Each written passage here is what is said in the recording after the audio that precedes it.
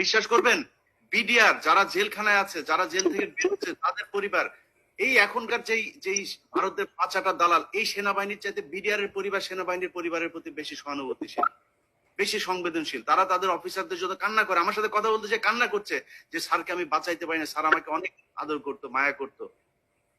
এই হচ্ছে সেনাবাহিনী।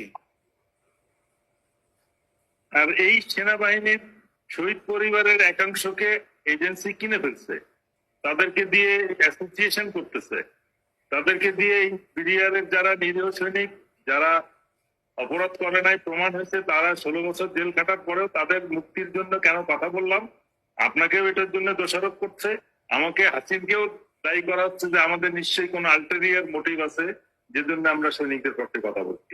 বাট আমাদের কথা বলার উদ্দেশ্য হচ্ছে যে কেউ নিরপরাধ প্রমাণিত হবে তাকে অবশ্যই ছাড়তে হবে। আইনে যদি তার মুক্তি অ্যালাউ করে তাহলে তাকে বাইরে বেরিয়ে আসতে হবে। যে সত্যিকার খুনি তাকে আমরা প্লেনে চড়িয়ে সুন্দর করে বিদায় দিলাম, এখন যারা আশেপাশে ছিল ছাগলের 3 নম্বর বাচ্চাগুলোকে নিয়ে আমি ফাঁসির আসামি বানাইছি, এটা তো হইতে পারে।